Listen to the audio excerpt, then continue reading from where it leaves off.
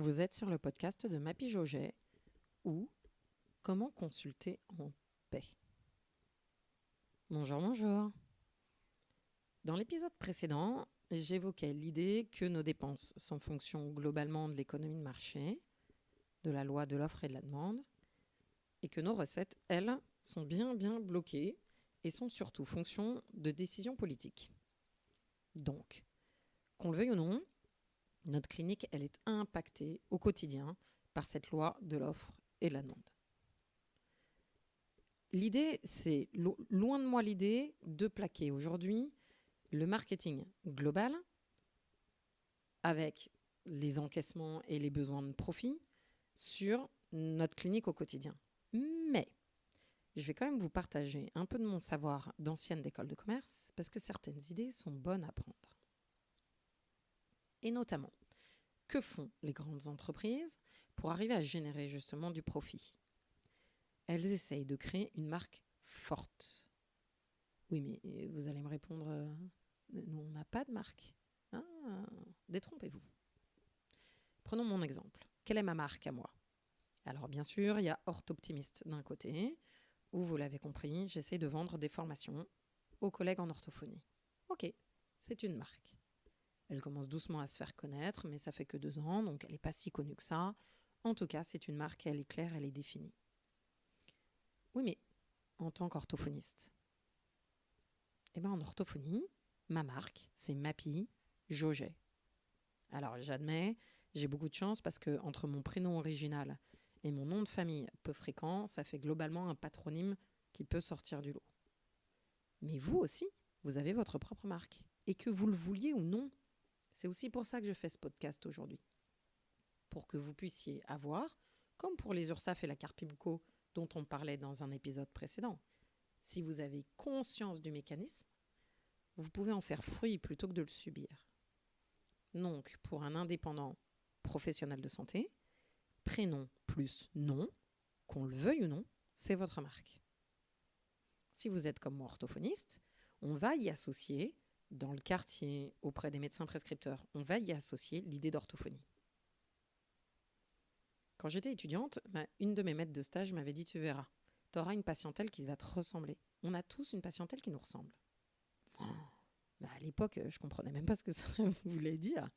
Mais aujourd'hui, regardez les listes, regardez vos patients. Je suis sûre que vous avez la même sensation que moi. Cette maxime, elle n'est que trop vraie. Mais ça, vous pouvez à nouveau soit le subir, soit en devenir acteur. Pour ce faire, regardons ce qui se passe justement dans le domaine des grandes entreprises. Les grandes entreprises, elles vont travailler avec ce mécanisme de position et de positionnement. Hein ? Kezako ?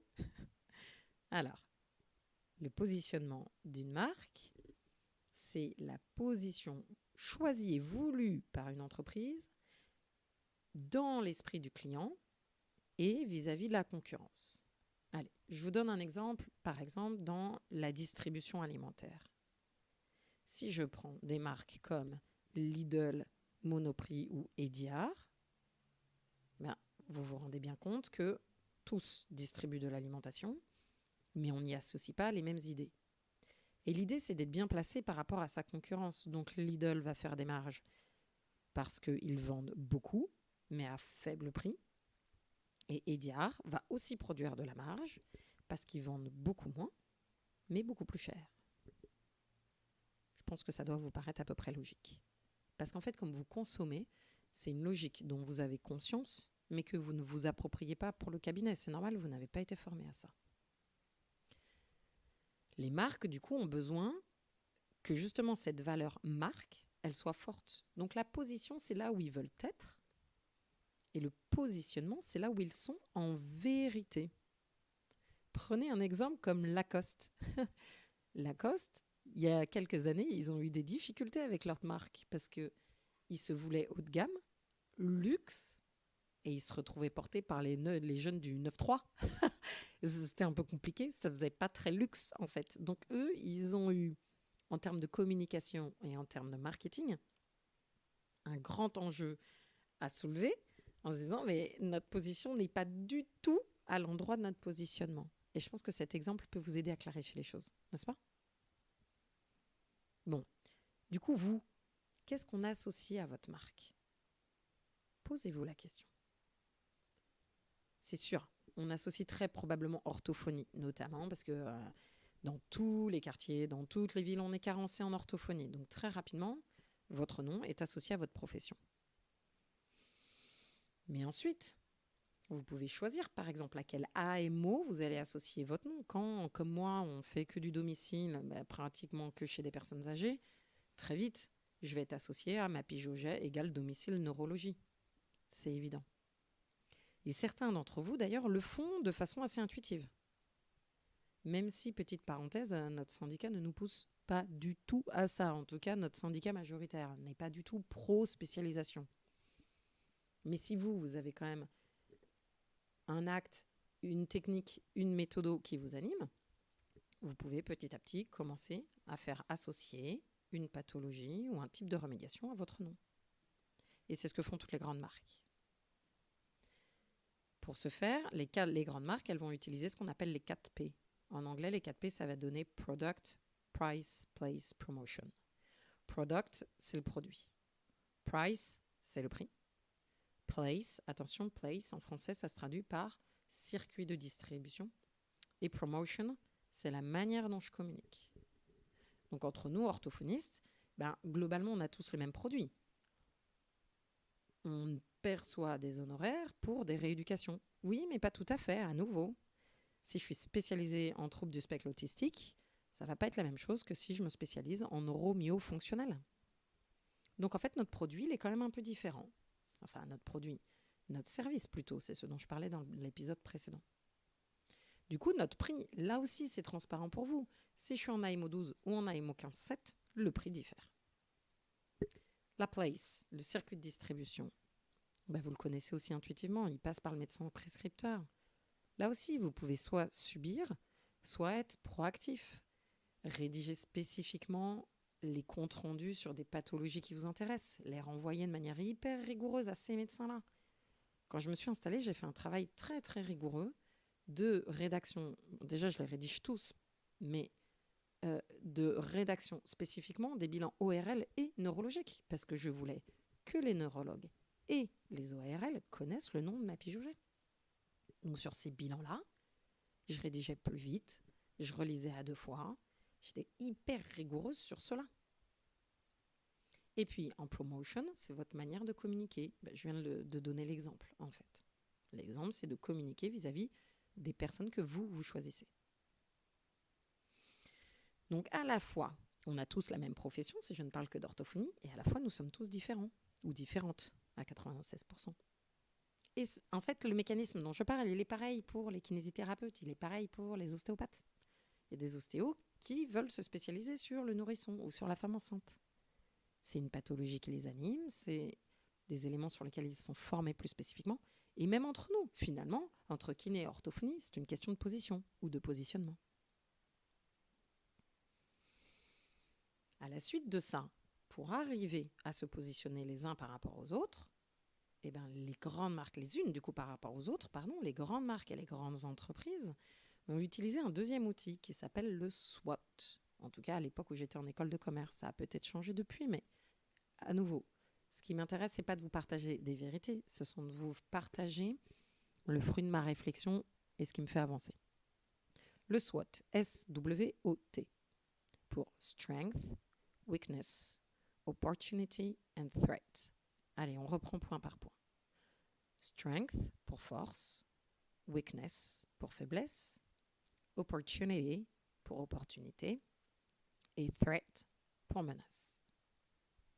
Je vais commencer par les 2 derniers. Opportunité et menace, c'est ce qui anime l'intégralité de la profession. Ce sont les facteurs externes à l'entreprise. Je reste dans l'entreprise pour que vous compreniez d'abord.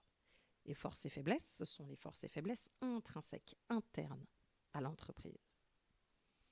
Donc, concrètement, les grandes boîtes vont passer leur temps à vérifier ce qui se passe au niveau du marché. Est-ce que la Chine augmente ses coûts de production? Est-ce que ça a un impact sur eux, le coût qu'ils vont pouvoir tarifer? Si on prend l'exemple d'une paire de chaussures, par exemple, forcément que tout ce qui se passe en Chine ou sur les lieux de production va avoir un impact mais sur toute la chaîne.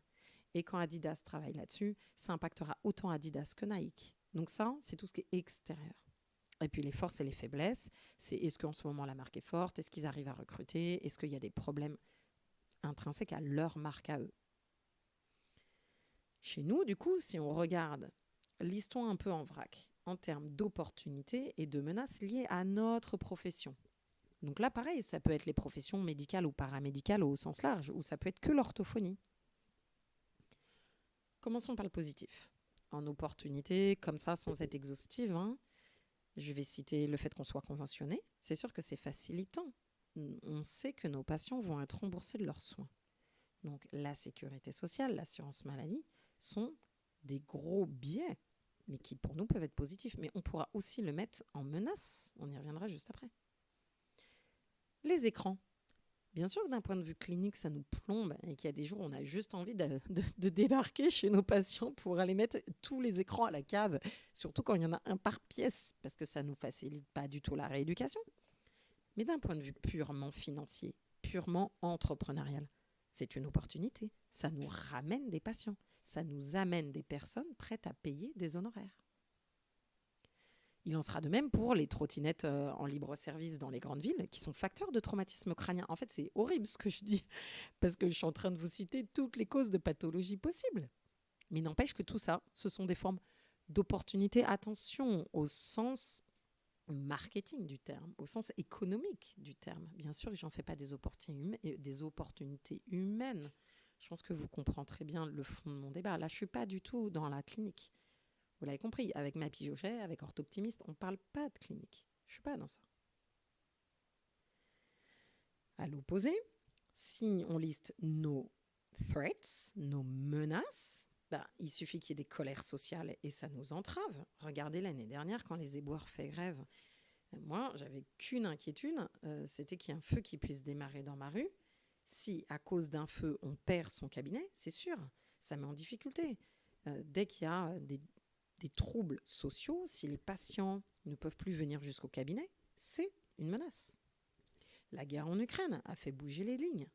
Un AMO gelé ou un AMK gelé, tout ça, ce sont des éléments qui sont externes à ma marque, externes à ma personnalité, externes à ma clinique, mais qui impactent mon travail au quotidien.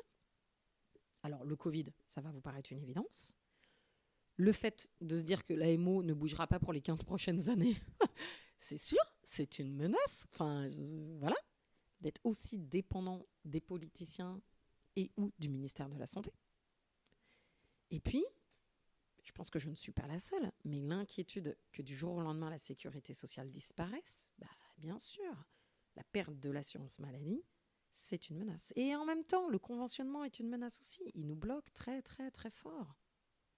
Ne pas pouvoir choisir du tout, avoir du mal à mettre en place un dépassement d'honoraires, ne pas pouvoir associer notre clinique à un tarif, c'est dur aussi.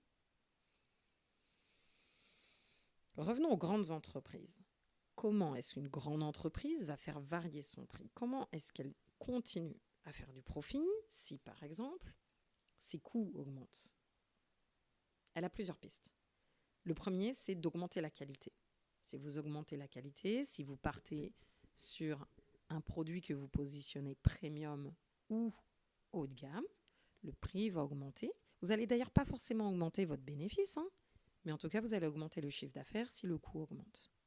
Ça vous paraîtra aussi assez intuitif. Si je compare la marque Obad ou la marque Undies, on est dans tous les cas dans les sous-vêtements, mais en termes d'aura, de publicité et de tarifs, vous voyez bien que les choses sont très différentes. Il y a un deuxième mécanisme qui peut faire augmenter les prix. C'est quand l'offre et la demande varient, et notamment si l'offre diminue ou que la demande augmente. Mais chez nous, on n'a pas besoin d'avoir des chiffres pour savoir que la demande augmente.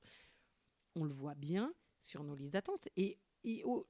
Alors même que ça pourrait être une opportunité, mais chez les collègues, ça crée du stress, ça crée l'angoisse. Difficile de dire non 12 fois par jour. D'où nos listes d'attente communes qui libèrent un peu de charge mentale, mais quand même. Alors, il y a aussi des mécanismes qui se mettent en place où l'État essaye d'intervenir. La Caisse nationale d'assurance maladie vous dit en zone sous-dense, allez-y donc, et on vous met un contrat incitatif en place. C'est vrai qu'un contrat incitatif à 19,5K, presque 20 000 euros, ou à 30K, alors donc 30K, hein, je fais la traduction pour ceux qui n'ont jamais travaillé en entreprise. 30K, ça veut dire K, ça sous-entend en euros, bien sûr, et K, ça veut dire fois 1000. Donc 30K, c'est 30 000 euros. Ce contrat incitatif, bien sûr qu'il a pour but de dire prenez l'argent et allez vous installer là où il n'y a pas d'orthophoniste. Mais en vrai, ça veut bien dire que l'offre et la demande sont mal régulées et que du coup, nos tarifs ne nous permettent pas forcément notamment de vivre dans les grandes villes. Le dernier exemple, c'est quand le client est plus ou moins prisonnier de l'offre de l'entreprise. Prenez l'exemple des forfaits ou des téléphones portables. Pourquoi est-ce que Apple ou Bouygues font autant de bénéfices? Alors bien sûr qu'il y a la concurrence et que ça va les limiter, mais parce qu'aujourd'hui on est complètement prisonnier de ces technologies-là. Vous avez déjà passé une journée sans téléphone portable? D'ailleurs, interrogez-vous, c'est toujours intéressant. Le matin où vous partez un peu rapidement et vous oubliez le téléphone portable à la maison, il y a deux types de comportements. Est-ce que vous remontez dardard, quitte à être franchement en retard? Ou est-ce que vous vous dites, tiens, aujourd'hui sera une journée sans téléphone? Moi, j'ai réponse à ma question, je sais comment je fais. Mais, et vous? Comment procédez-vous? Pourquoi je vous parle de tout ça? Parce que nos prix à nous, en fait, ils pourraient quand même augmenter. Dans tout ce que je vous montre, on a un certain nombre de mécanismes liés à la loi de l'offre et de la demande qui fait que et c'est pour ça qu'on le réclame et que c'est légitime. Je passe au silence l'inflation en plus. Reprenons quand même un par un les points que je viens de citer.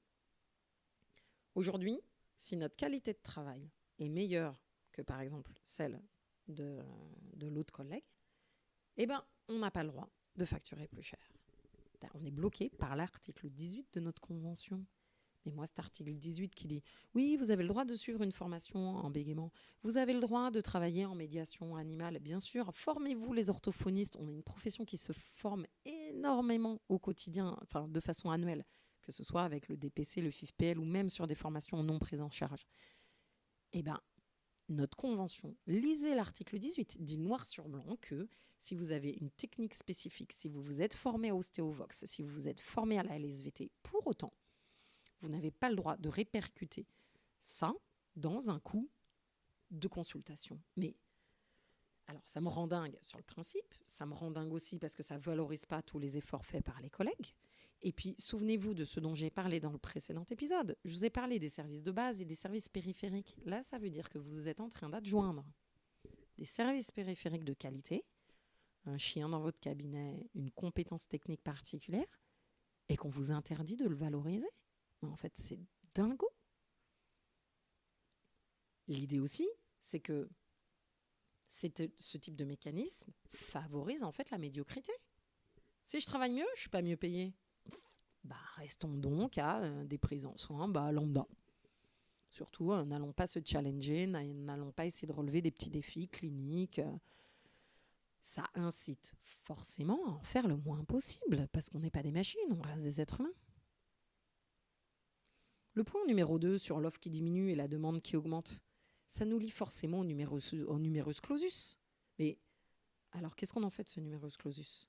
On pourra en profiter, puisque de toute façon, il n'y a pas plus d'orthophonistes. Non, on a un dépassement d'honoraires qui est tellement complexe à mettre en place, qui en plus doit être exceptionnel, que plus exceptionnel, c'est un euphémisme, quoi. Ça veut dire qu'on ne peut même pas faire fruit de ce numerus clausus qui nous impose que de l'incontrainte. On n'est pas soulagé par de nouveaux collègues et en plus, on ne peut pas facturer plus. Le troisième exemple que je donnais tout à l'heure, il porte sur le contrat incitatif. Mais j'ai découvert en lisant la Convention nationale que ce contrat, il est fonction de votre famille, de votre forfait de modernisation informatique. Donc ça veut dire que si vous n'avez pas le famille, votre contrat incitatif est bloqué. Donc vos 30 000 euros ne vous sont pas versés. La Caisse nationale d'assurance maladie nous crée vraiment une usine à gaz. Et en plus, ça n'a aucun sens. Parce que si on vous envoie dans des zones sous ou très sous-dotées, vous avez 9 chances sur 10 qu'il n'y ait pas de CPTS. Donc il n'y a pas de CPTS, donc vous n'avez pas votre famille. Vous n'avez pas votre famille, donc vous n'avez pas votre contrat incitatif. Donc vous êtes parti à l'autre bout de la France pour rien. Ça n'a aucun sens. Et puis le dernier exemple que je vous donnais, c'est est-ce qu'on pourrait augmenter les prix? Parce que les patients, de toute façon, sont prisonniers du service que vous proposez. Ah oui, mais alors là, on est dans la santé. Alors là, c'est vraiment pas possible. Mais éthiquement, je risque d'avoir un lâchage sur la place publique si je commence à évoquer un tel sujet. Ce que je voulais pointer dans tout ça à travers cet épisode, à travers ce podcast, c'est que tout ce qui est le quotidien des entreprises privées, chez nous, devient complètement bloqué parce qu'il y a un versant public qui interfère dans notre rémunération. À nouveau, je ne dis pas que tout ce qui est dans le privé est bon. Je ne dis pas que faire du profit à tout crin, c'est quelque chose de positif. Je suis loin d'être en train de valoriser des marges énormes au détriment parfois de la qualité de service ou de l'être humain ou des personnes qui travaillent dans certaines entreprises. Loin de moi cette idée. En revanche, que nous, à l'opposé, on soit complètement bloqué par une administration qui ne valorise pas notre AMO et qui du coup ne valorise pas notre savoir-faire et qui en tout cas, moi, du haut de mes 43 ans, m'empêche de vivre à peu près normalement parce que mes recettes me permettent de couvrir mes dépenses. Aujourd'hui, ce n'est pas mon cas. En fait, ce n'est pas normal non plus. Donc les deux extrêmes sont inintéressants. Et je conclus en vous disant que je vous développe toutes ces techniques commerciales de vente et marketing pour vous ouvrir l'esprit, pour que vous ayez connaissance il y a d'autres secteurs où il se passe d'autres choses. Aujourd'hui, nous, on est bloqué par cette notion d'acte à cause du code de la santé publique qui dit qu'un orthophoniste ne peut vendre que des actes, donc que du soin. Or, la FNO, depuis quelques mois maintenant, communique sur le fait qu'en moyenne, l'orthophoniste travaille 10 heures par semaine gracieusement. C'est l'estimation qui a été faite par les orthophonistes eux-mêmes concernant leur temps de travail non rémunéré. Mais c'est énorme. Donc l'orthophoniste, elle, prône l'idée de diminuer ce temps. Et bien sûr que je suis d'accord avec elle. Mais moi, je prône l'idée de faire facturer ce temps. Si vous voulez en savoir plus sur ce thème, vous avez plusieurs possibilités. D'abord, abonnez-vous à ce podcast. Et puis sinon, si vous souhaitez en parler de vive voix, vous pouvez venir me rejoindre pour une journée de formation en présentiel sur le thème « Gagner plus en travaillant mieux, est-ce possible ?» La prochaine session de formation aura lieu le vendredi 1er décembre. Elle sera dans Paris Intramuros, dans le 11e arrondissement. Pour les inscriptions, rendez-vous sur orthoptimiste.fr. Bonne journée.